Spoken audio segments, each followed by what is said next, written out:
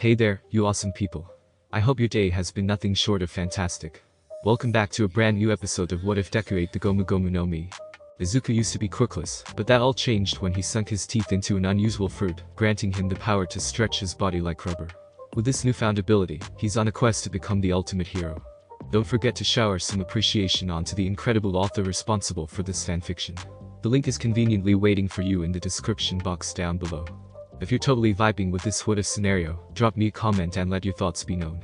And while you're at it, don't miss out on other mind-blowing what ifs on this channel. Alright, without further ado, let's dive straight into this video. In the morning news, the name Stain was blaring all over the news network.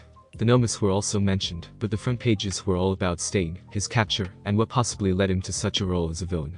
In a little bar, Shigaraki opened the newspaper, reading through the article before slowly crushing the paper. His plan to have the world forget about Stain utterly failed. Instead, his Nomus were relegated as a side story with a connection to the League of Heroes. Nobody on the streets were talking about his Nomus and how much destruction they caused in one night. Instead, they were focused on talking about Stain. Stain this, Stain that, Stain whatever. It infuriated him. Calm down, Shigaraki, intoned all for one from the television set. Though the results were not the one you desired, you can still spin this to your advantage. There is still plenty of time for you to learn, to make mistakes, and to grow. Yes, sensei, nodded Shigaraki as he began plotting how to use this. A phone call is here. A phone call is here. Toshinori quickly picked up his cell phone, pondering who was calling him at this time. He had made it clear to his agency not to call him unless it was an emergency. Toshinori was currently on one of the beds in Recovery Girl's room, recovering from the operation. It had been quite convenient that there were still trace amounts of his stomach that Recovery Girl had found, quickly taking the cells to send into the lab to cultivate into a stomach for him, as well as another lung. Hello? Asked Toshinori. It's me Brad, answered Gran Torino, causing Toshinori to immediately sit up on his bed in a panic. Katsuki Bakugo. Seriously, thanks to him, I'm getting a pay cut, and my teaching license was revoked for 6 months. Well, considering the extenuating circumstances, it couldn't be helped. I don't know why you sent him to me, but he's extremely brash. Same with your Brad inheritor, where he moves without thinking. It's just like you, Toshinori. I humbly apologize. I figured young Bakugo could learn some restraint and discipline from you personally. Apologize, Toshinori. It was due to my insufficient training that I caused you trouble. If you need some money, I can wire some to you right now. I don't care about my teaching license, cut off Gran Torino. I only got it to teach you so I could keep my promise to your predecessor, Shimura. Not to mention Bakugo isn't really your student per se. You were right to send him to me, as most would have catered to his ego. A good kick in the ass was needed. And I truly do appreciate what you did. I am who I am today because of your teaching, praised Toshinori. You say that, but you never come to visit on your own. The only reason you called me last time was because of that freak accident with your successor a year ago, pointed out Gran Torino, causing Toshinori to stiffen in response. Well, it's just that my new life as a teacher is so busy, stammered Toshinori. Fair, I called today to talk to you about the hero killer, cut through Gran Torino. I only saw him in person for a few minutes, and even so, he had me shaking. To be able to frighten someone like you, Gran Torino, mused Toshinori before continuing, but he's already been tied up, so what was it? The pressure I felt from him was probably his strong ideology, or intimidation from his obsession, theorized Gran Torino. I'm not saying this to praise him, but it's the same quality as that symbol of peace title you have. To simply put it, it's charisma. Gran Torino then began to explain his worries. That his ideology would seep into the internet, magazines, news, to any form of communication medium out there. The current age of this era was more or less suppression, whether good or bad. People influenced by Stain's ideal would start appearing, and with the League of Villains appearing at Hosu, people would make a connection from Stain to the League of Villains. The League of Villains would transform from a pack of delinquents into a group with that ideology. Soon, the League of Villains would swell in numbers under one banner. The amount of evil would be staggering. And if the person in charge of the League of Villains assumed that this was what would have happened, then the general was cunning and crafty, also removing obstacles in his ways, and setting things in motion that would aid him further. And there was only one person they knew who could do such a thing. The man who killed my sworn friend and your master, the previous one for all holder, Shimura, and opened that hole in your stomach, all for one must be starting to move again, stated Gran Torino ominously. For him to survive after that injury is a reality I didn't want to believe in, growled Toshinori, grinding his teeth in anger. All you can do is prepare Midoriya, sighed Gran Torino. Luckily he's well aware of both one for all and all for one, since that freak accident, but you'll have to go more into detail with him. Speaking of him, he's got the same quality as you do, if not more. Oh? Asked Toshinori in curiosity. Well, the hero killer froze us with his intention. The only one who could move was him. Not only that, but he inspired his own classmates to move, to ready themselves, and even rescue a girl, while the rest of us grown-ups were still quivering in our shoes, admitted Gran Torino. You chose a good successor. But of course, stated Toshinori, beaming with pride, almost transforming to his muscular form to emphasize it. I saw the potential in him to rise up and surpass me. Yay, but he's still just a wet behind the ear brat, scoffed Gran Torino. Don't get too cocky. Yes sir, sighed Toshinori morosely. Was there anything else? Actually, since you mentioned about wiring some money to me, muttered Gran Torino. Are you having monetary problems? Why didn't you say something earlier? I have a penthouse that you could live in since I'm not using it, offered Toshinori. No, I'm not having money trouble, said Gran Torino quickly. I was actually more hoping to use your influence to get me a reservation at a restaurant that I like. Oh, started Toshinori with a grin. You have a date. Who is it? Did you finally call the one I suggested? About time, sensei.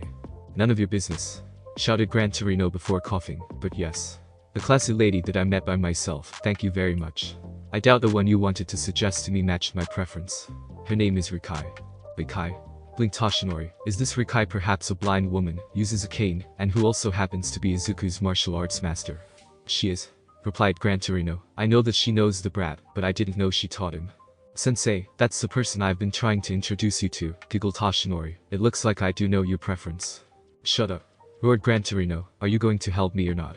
I will, chuckled Toshinori, so happy to finally get one over one of his teachers, as well as helping him find someone in his life. Just give me the date and time you want, though it can't be this week. I'm going to be busy. I know that brat, scoffed Gran Torino before hanging up. Izuku sighed as he returned back to Kamui Wood's agency after being treated for his wounds. He received calls from Momo, Achako, Itsuka, and Tsuyu asking him if he was alright, to which he replied that everything was fine. Thanks to the gag order, he wasn't allowed to discuss what happened over the phone, but promised to let them know just what had happened. Meanwhile, a certain video of Stain was traveling through all forms of communication. It was taken by a passerby with his cell phone. The video was a bit grainy, but the message was clear.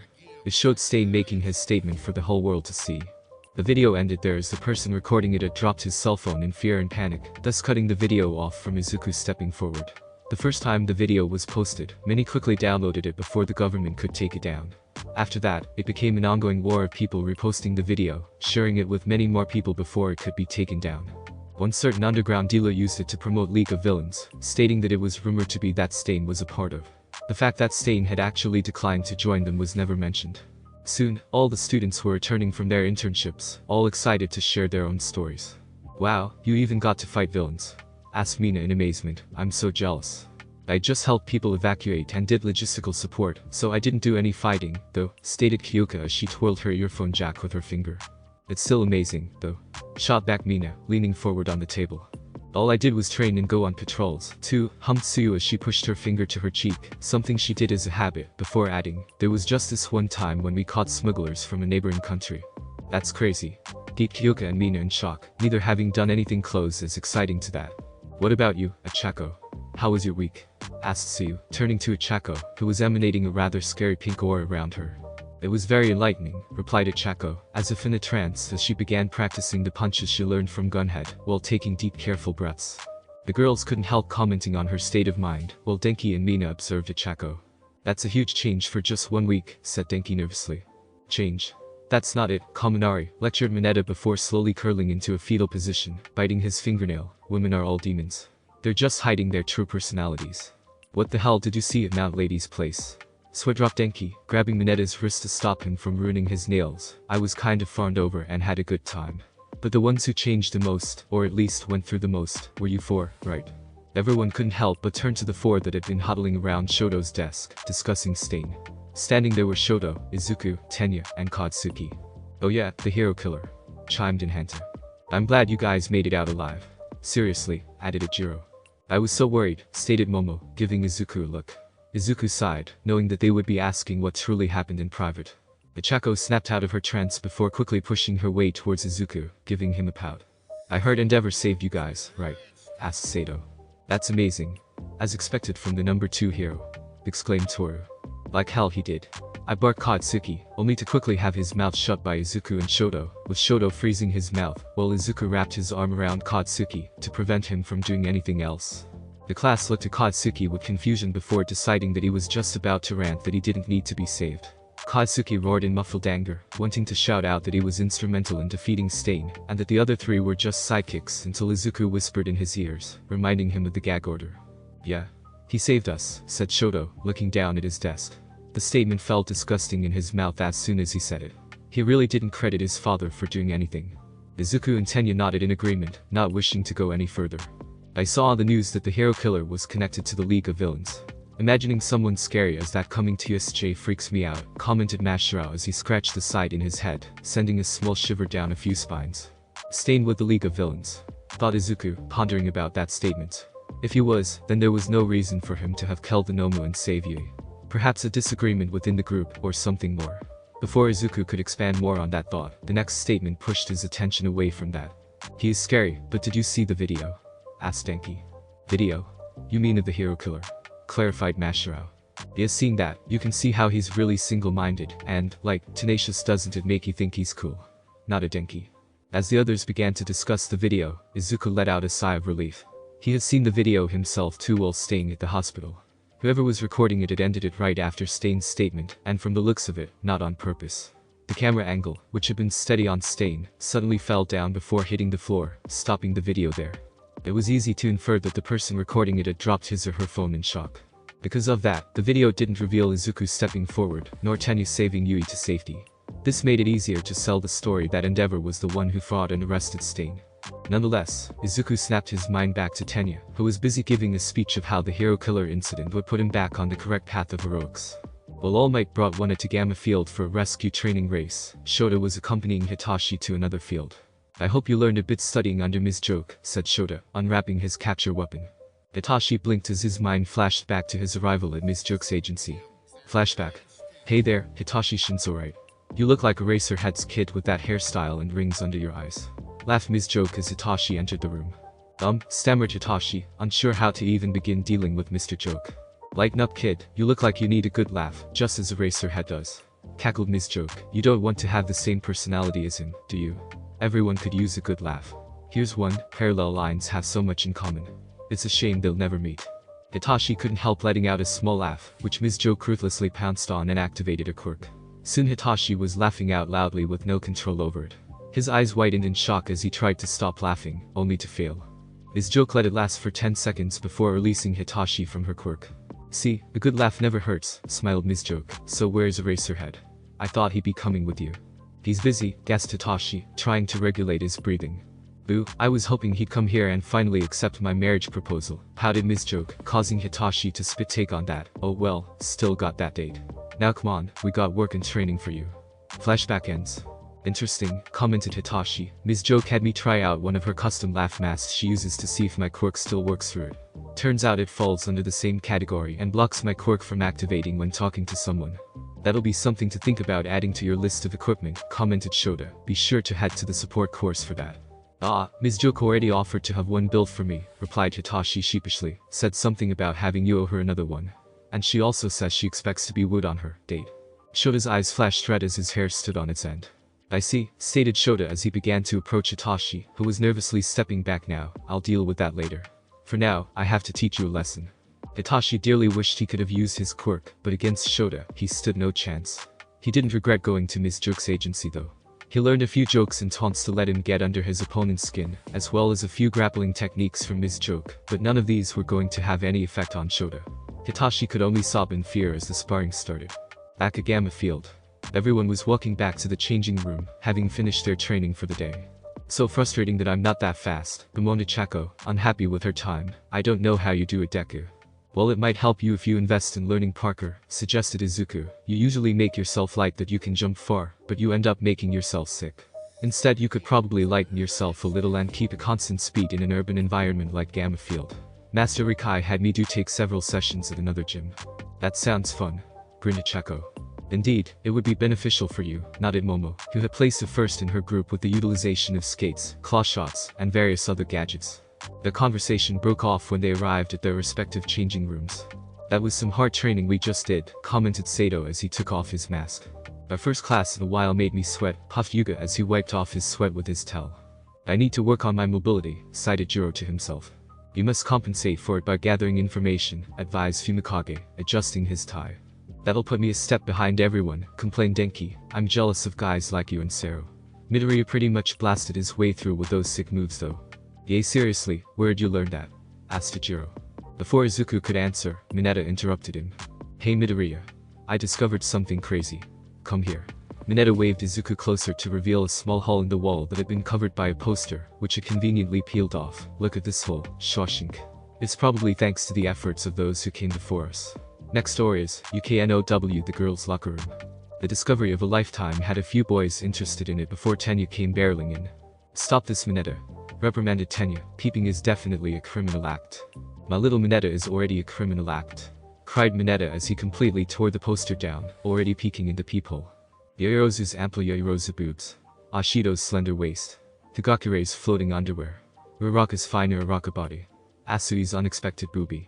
Before Mineta could even see the inside of the girls' locker room, Kyuka's earphone jack slammed into Mineta's eye, causing him to cry in pain. What he didn't notice was that behind him, several students had crushed whatever they had been holding or clenching their fist, when a certain name that Mineta wanted to peek at came up. Meanwhile, at the other side, Kyuka was slowly withdrawing one of her earphone jack, while the other one was connected to the hole above to listen in on what was being said. The only reason she had done it was because Mineta wasn't exactly quiet about his intentions. Kyuka wasn't sure if she was happy or not to hear that Mineta didn't say anything about her. She didn't want the pervert perving on her, but to hear him not even mention any sort of quality about her was also displeasing. She was aware that compared to her classmates, her body wasn't as curvy or gifted compared to them. Kyuka's body had a more petite frame. After school was done, Izuku found himself in the teacher's lounge with Toshinori, who had requested him to meet alone. You went through a lot, huh? I'm sorry I couldn't be nearby, Toshinori started the conversation. Huh? Questioned Izuku before realizing that Toshinori had been referencing the hero killer incident. That's not something you need to apologize for, sensei. You were busy treating your injury. By the way, how did the results go? Good, nodded Toshinori. There was enough to culture and grow my stomach and lungs. It's being grown as we speak, and should be ready to be transplanted into me before the summer break. But enough about me, what I wanted to speak to you is one for all and all for one. Izuku gulped as he sat up straighter. Do you remember what I told you about One for All, and what the predecessors told you about it during your little episode when I gave it to you? Asked Toshinori. Izuku nodded at that. It wasn't exactly a memory he'd be forgetting anytime soon. Toshinori had also gone over with him about how One for All couldn't be stolen by force, but transferable by force. I believe it's time I gave you more information about All for One, stated Toshinori with a solemn tone. From there, Izuku was given a small info dump about All for One. How the first appearance of quirks lead humanity into an era of chaos, and how All for One seized power of Japan with all this confusion. How One for All was derived from it, and how the younger brother of All for One passed it on. And finally, how All for One was still alive despite his age and the injuries Toshinori inflicted upon him, most likely due to the quirks he has stolen over the centuries. One for All is a power inherited to defeat All for One, so to speak. You may one day have to fight against this great evil. This may be harsh on you, but I'll do it, declared a determined Izuku, his eyes narrowed with concentration. I'll do whatever you ask of me, no matter what it is. As long as you're with me, no, as long as all the predecessors are with us, I can do anything. One for All is a gathering of wills from past predecessors, all with the same goal, to ensure All for One's defeat. With the two of us, we can do it. That's what I believe. Toshinori hesitated in telling him the truth. That when the time came, Izuku might have to bear this fight alone. Without One for All, he wouldn't be able to fight. That he might follow his predecessor's path of living a short life. However, before he could, his mind flashed back to Nana's words. Now live your life, teach your successor, and don't show up in the afterlife until you die of old age. But know that even if you've passed on One for All, you're never alone. She's right, thought Toshinori. Even though I've passed on One for All, I'm never alone. Even if I can't fight anymore, I can still be there for him. To aid him in his fight, just as Gran Torino did. Toshinori gave Izuku a weak smile. I believe in you. You're far stronger than when I first inherited One for All. I believe you'll surpass me. But it doesn't mean you can slack off on training. Yes, sir. Saluted Izuku. Good, get going, nodded Toshinori. You have much to prepare for. Oh, speaking of prepare, Izuku said she wanted to say something to me tomorrow on Sunday, pondered Izuku as he grabbed his backpack, said she needed time to prepare. I wonder what's that about. At a cafe. So we're all decided? Asked Itsuka, holding a secret meeting with Momo, Achako, and Tsuyu. The trio nodded in reply. They didn't want to wait any longer. Itsuka had managed to convince Yui to spill the truth of what had happened. It wasn't hard to connect that Yui had been involved, as the video had her on the scene. Yui gave them general details about it, telling them that it had involved the 4 boys in one, and how they were the ones that had captured Stain. She explained about the gag order and why it was done. About how they all ended up in the hospital with Izuku having a lot of gashes, but Tenya had more serious wounds. She wasn't sure how the fight went, as she hadn't been there, but she assumed all 4 of them had taken on Stain. With that information, Itsuka found it hard to hold back her feelings any longer. They were in a field where they would be risking their lives. She knew it was unlikely that one of them could just die, but it was something that pushed her forward to confessing. It was what pushed them all. Tsuyu especially, as she also had participated in a hazardous mission during her internship. "I've texted Izuku to meet us tomorrow afternoon at Dagaba Municipal Beach," said Itsuka. "This should give us plenty of time to get some sleep and gather our courage." The girls nodded as one until Ochako raised up a point. "What's going to happen to the rest of us if or when he chooses one of us?" asked Ochako meekly, bringing up the awkward subject they had been choosing to ignore. None of the other girls knew how to reply to that for a second there, until Momo cleared her throat. "We continue as we always have been, good friends," stated Momo. "We swear that we won't jealousy get in our way of our friendship that we've built here." "Kiro, that sounds fair," nodded Tsuyu. "Then we're all in agreement," said Itsuka with a firm nod. "Tomorrow for sure." Sunday. "Don't know why mom had me dress up," grumbled Izuku as he made his way to Dagaba Beach. He had come back from his workout, took a shower, and told his mom that he was heading out to meet up with Itsuka and the others. "What do you think you're wearing, young man?" shouted Inko, surprising Izuku. Street clothes," blinked Izuku, looking down at his t-shirt and shorts. "Not like that," snapped Inko, pushing Izuku back to his room before rummaging through the closet, pulling out his collared shirt and semi-casual pants. "You're going to look nice on your date today." "Mom?" blushed Izuku. "It's not a date. We're not even dating yet." "Yet," emphasized Inko with a smirk. "You know what I mean," stammered Izuku. "I told you, Itsuka wanted to see me today. That's all to it." Momo, Ochako, and Tsuyu are also there. They probably just want some information about the Hiroke test. The hero test that's going to come up. Izuku hadn't told his mom about the Stain incident, and he was going to do his best to not mention that incident to her. She didn't need more stress in her life. Luckily or unluckily, Inko had focused on one thing. That 3 more girls would be there. Of course, one would think it was just a hangout for friends. But Inko's mind decided to interpret that another way. "Oh my," giggled Inko, "I didn't know I raised such a player. 4 girls at once. And at the same time." Izuku's face bypassed crimson as it dove into a realm unseen. It took some time for Izuku to finally fight down that blush as he walked towards the beach. It didn't take long for Izuku to find the others, who were lying on some towels and enjoying the sun. "Hey!" shouted Izuku as he jogged over to them. "You guys wanted to see me." "Izuku!" yelled Tetsuka, quickly kicking up to her feet. The other girls quickly scrambled onto their feet, combing their hair as they did so. "So what's this about?" asked Izuku curiously. "Did you want to know more about the Stain incident?" "Yes, on that later, but rather we have something important we need to say to you," stated Itsuka with a serious tone. "All of you?" blinked Izuku. "What's the important announcement?" This is kind of hard to say," admitted Momo. "What we want to say is," sputtered Ochako, trying to spit it out.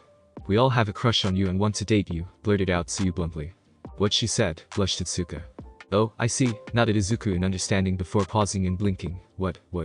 Izuku slowly looked at each girl, who nodded while blushing when he met their eyes. It didn't take long for the analysis program to malfunction and shut down his systems. In short, he fainted. What a dream," groaned Izuku as he slowly opened his eyes, noting he was lying on something soft and comfortable. "I dreamed that 4 of the cutest hottest girls I know confessed to me."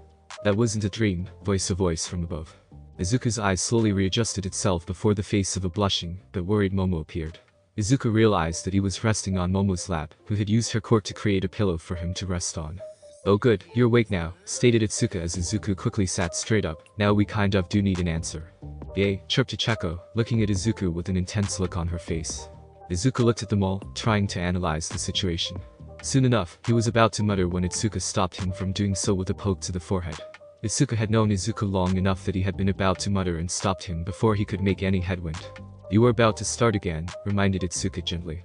Izuku sighed as he looked up at them all, once again his mind racing. They all liked him. Him, of all people. Trying to buy time, Izuku decided to ask why they wanted to date him. Each girl gave him a deadpan look, as if asking if he was really asking that question before acquiescing with his request. "I've known Itsuka for the longest. We both know each other pretty well.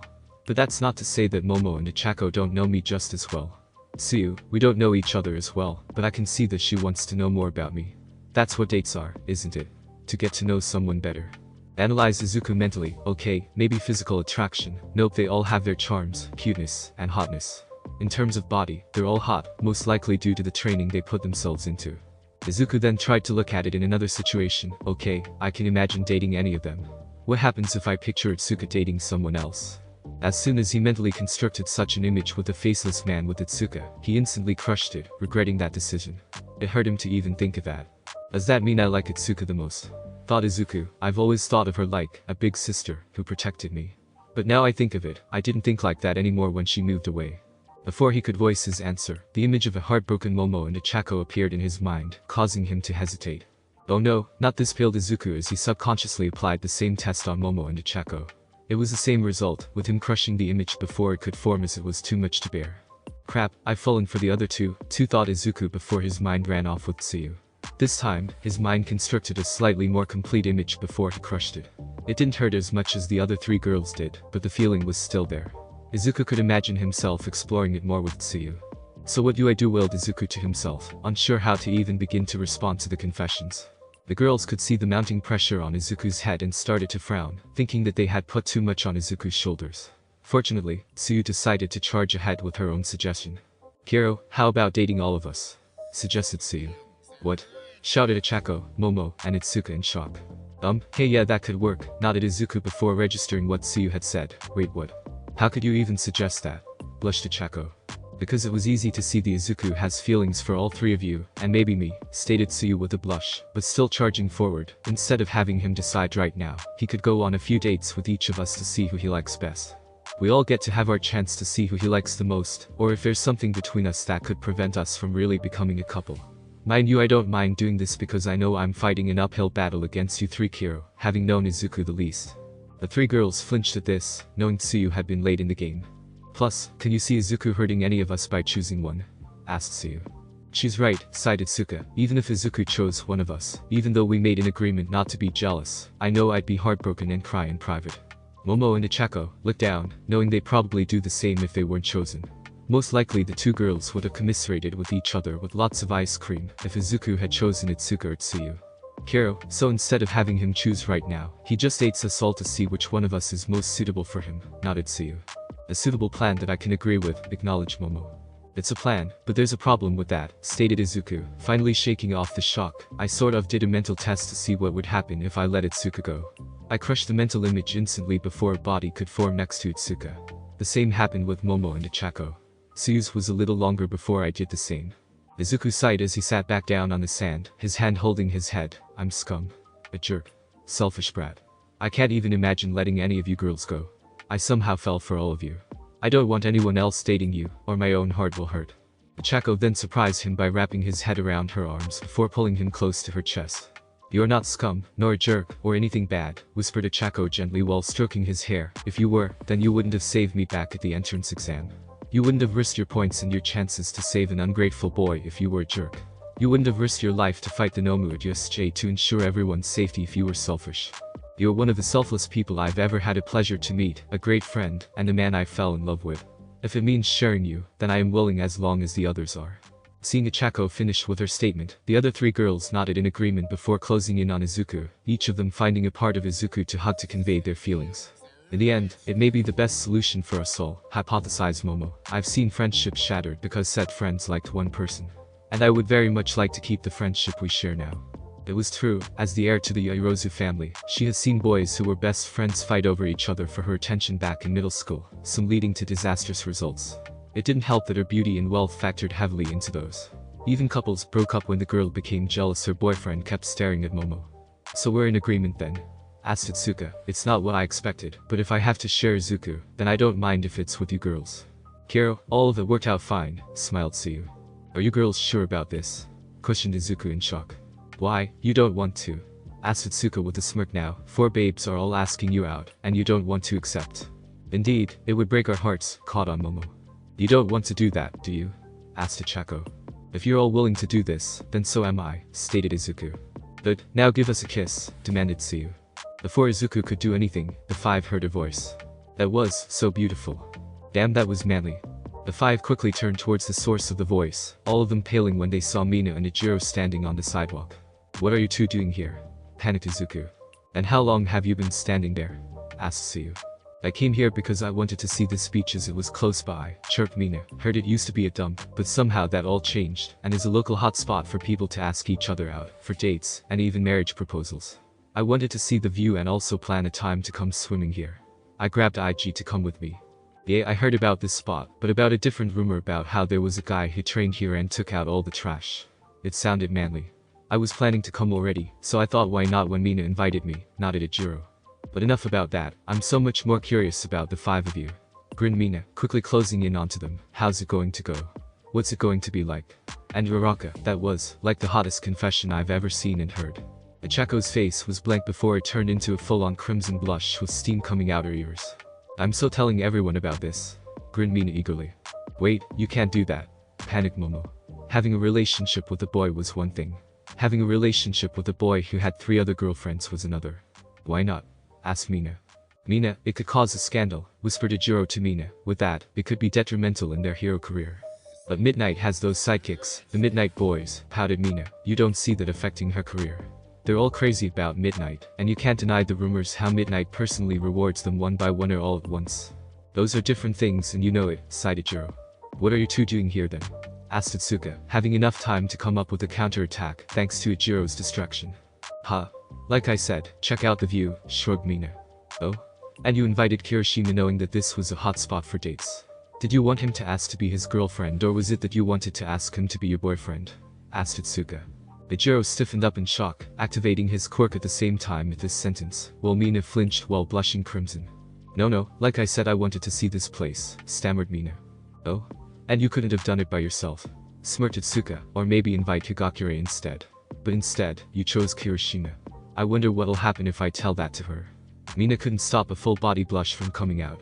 Just a few vague words, and it would be easy to be misled. Kiro, of course, if you don't say anything, we won't chime in to you. DRRR, fine, deal, pouted Mina. Excellent, nodded Momo. Achako, are you alright? They all looked at Achako, who had whirlpools in her eyes now before finally fainting, dragging Izuku with her. Achako Uraraka. I can't believe I did that. Moaned Achako the next day as she, Momo, and Izuku were walking their way to school. I can't believe that I'm in a relationship with 4 girls, replied Izuku, though his hands were currently holding both Achako and Momo. I can't believe we decided to share, nodded Momo, though not regretting it. So how are we going to do this? Asked Izuku. I mean, I should take you all on dates, right? Do I take you on one-on-one dates? Or 2-on-1? TH. Momo quietly placed a finger onto Izuku's lip. We can debate about that at a later date, after school. We still have a little time to figure everything out. They were soon all seated in the classroom, with Mina trying to stare at them whenever she had the chance to. Luckily for them, Mina sat in front of them all so she couldn't stare at the back of their heads. Unluckily for Tsuyu as she sat right behind Mina, Mina could tap on her desk or pass notes to her, pestering her for more information. Well, it's almost time for summer vacation, but of course, it wouldn't make sense for you to rest for the whole month, announced Shota as class began. Don't tell me, whispered Denki to Jiro, who seemed out of it for some reason. During summer vacation, we'll have a training camp in the woods, finished Shota. The class as a whole cheered in excitement at this announcement. Mina instantly became distracted from her curiosity with Izuku and the others, as she began to imagine the training camp. Mineta, much to a few annoyances, kept reminding everyone about the baths. A few others wondered what sort of training they would be involved with. However, declared Shota as he activated his quirk, silencing all his students, those who don't pass the final exam before that, will be in summer school hell. Everyone, let's do our best, shouted Jiro in excitement and nervousness. This is stupid, scoffed Katsuki as he leaned back on his seat. The days passed by for them all, allowing them to enjoy a more peaceful time as students. Izuku managed to sneak in a few dates with the girls during that time, such as going to a new mochi shop to eat with Achako, a trip to the aquarium with Tsuyu, a private walk around the beach with Momo, a coffee cafe with Atsuka, and finally, a group date to watch a movie. Each date was quite successful, ending with a peck on the cheek and a hug. Izuku would have loved to spend more time with each of them, but with training, studies, and the lack of a job, as they were students, they barely had time. Soon, the last week of June arrived with 1 week left for the end of the term exam. Shota had just finished reminding them that for the hero course, there would not only be a written examination, but a practical component to it when the bell rang. The students all nodded in reply as he left, leaving only silence until I haven't studied at all, cried out Denki and Mina in unison, though their reaction to it was quite different. Both were currently second to last and last place in their class from the results of their midterm. Not only would they last, but their grades themselves were quite appalling. Mina was laughing, though it could have been that she had given up hope while laughing. Denki had a more panicked reaction as he scrambled his hair. With the sports festival and internship, I didn't study at all. He of course subtly ignored the days that had been free for him to study, as he used it to play video games. It's true we had one event after another, but sweat dropped Fumikage, who was currently 14th place in the class. He himself wasn't confident either.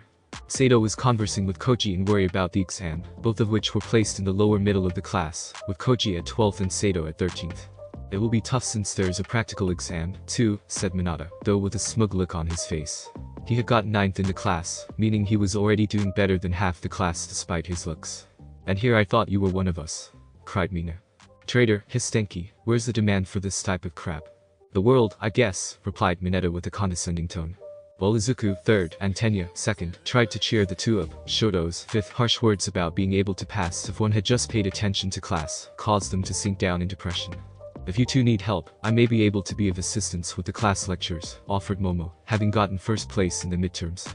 The two quickly bowed to Momo in thanks and praise for the offer, knowing that her help would help raise their chances of passing than if they tried to study by themselves. Kyoka, 7th, Hanta, 17th, and Mashirao, 8th, all quickly asked if they could come too, to which Momo happily agreed before unintentionally slapping them all with how rich her family was with her words, but the fact she was so eager and bouncy to help them to the fact it was cute, made everything alright. I don't mind helping out too, offered Izuku. It would be harsh to have Momo bear all the load. It wouldn't be much trouble, waved off Momo, but glad to have assistance anyways. Do you want to join? Izuku offered Katsuki as he turned towards him. Fuck off, shouted Katsuki, having also gotten 3rd in the midterms, tying with Izuku. You can literally just jog over to her house with me after our morning workout, reasoned Izuku. Don't care, shocked Katsuki. What a difference in virtue, eh? Grindajiro, 15th, I was going to ask you, but I think a study session with them might be better. I can do it too. Want me to beat it into you? Growled Katsuki. In the end, both Katsuki and Ijiro ended up joining Momo's group, due to Mina pulling Ijiro over. Ichako let out a sigh of relief, having gotten 10th in the midterm. It was definitely thanks to living with Momo that she didn't score lower, being able to ask Momo for help at any time, and being able to do homework with her. Meanwhile, Yuga was currently in denial about his grades despite being 18th. At lunchtime, Izuku was sitting with Momo and Katsuki, planning out a lesson plan for the study group with Ichako, Tenya, Tsuyu, Shoto, and Toru sitting at the next table when someone's elbow smashed into Izuku's head. It didn't hurt Izuku at all, but it did still annoy him as he turned around. Oh sorry. Your head was so big that I accidentally hit it, Nito sarcastically apologized. I heard you guys met the hero killer.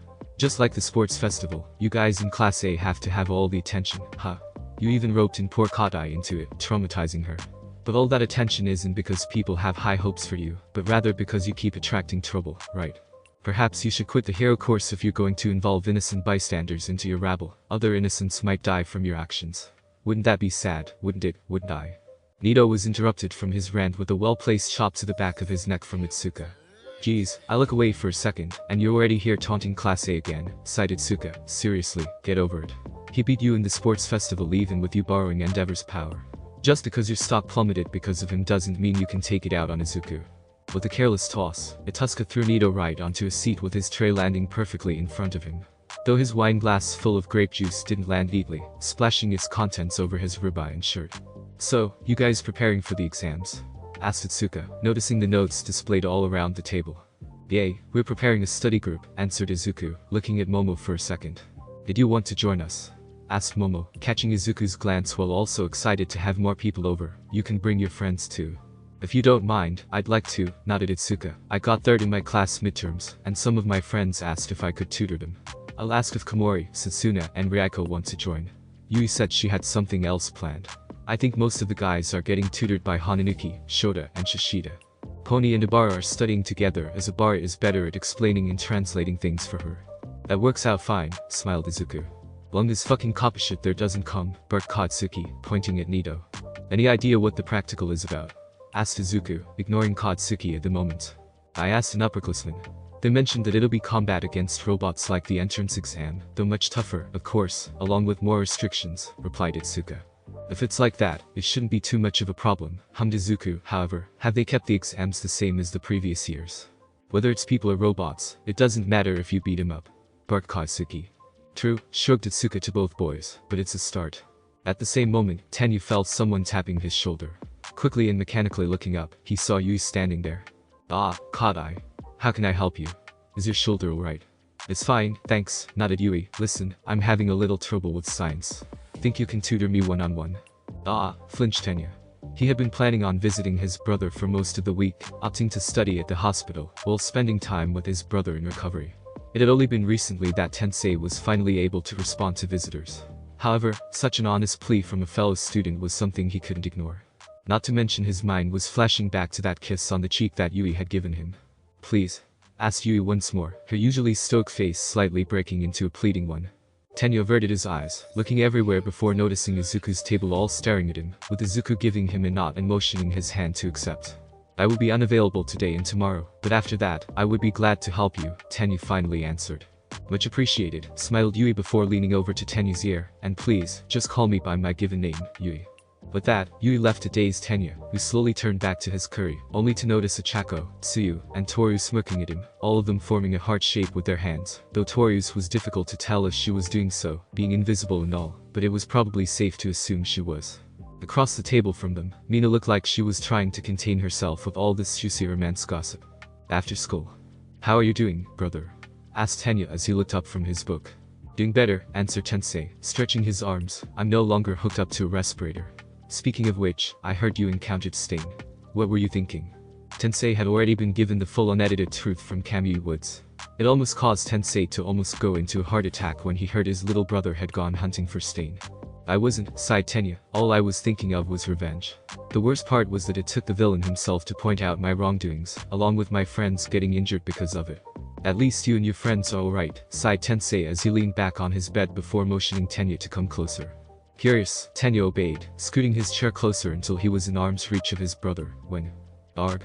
Brother, stop that, it hurts," yelled Tenya as Tensei wrapped his arm around Tenya's neck, pulling him closer while giving him a noogie. "Nope. Not until I'm satisfied," grinned Tensei before finally letting him go. He smirked as Tenya's usual straight-laced appearance, and hair was all crooked due to his noogie. In all honesty, he believed Tenya was a little too stiff, inflexible towards the rules.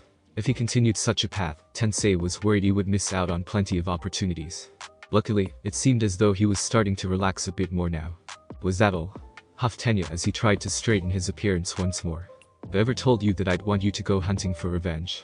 shot back Tensei, causing Tenya to once again flinch. "I'm pretty sure I've never advocated for revenge." "I know," sighed Tenya once more in shame. Tensei nodded before grabbing Tenya once more, this time giving him a hug. "Seriously though, I'm glad that you're alright. I was terrified when Kamui Woods told me the whole truth about the event. Good job arresting him though, even if you didn't get the credit. I'm proud of you." "Brother," sniffed Tenya, trying to fight the tears from gathering in his eyes. "Now on a separate note that I have you here right now, what's this about a girlfriend?" grinned Tensei, slyly pulling out his phone to reveal a photo of a crimson Tenya that Kamui Woods had sent. Tenya was soon matching that photo image, and perhaps surpassing it, when Tensei managed to weasel out the girl's name that caused such a reaction. Due to exam week, the heroics class was cut short to allow the students to study. Of course, Shota warned them that just because they were being released early didn't mean they could slack off on their hero studies. Soon, Saturday rolled by as Denki, Ichiro, Mina, Kyuka, Hanta, Mashirao, Sasuna, and Ryako stood outside the Yorozu estate, looking odd at what they saw. Actually, they couldn't even see the manor from the gated entrance at first glance, allowing them to know just how rich she was. And considering that this was merely one of the lands that the family owned, it was overwhelming for them. "I knew she was rich, but I didn't think she was this rich," gaped Denki. "Stop staring and get fucking moving," barked Katsuki, kicking Denki and Ijiro forward. None of them had noticed Izuku ringing the doorbell, nor Momo buzzing them in as the gates opened.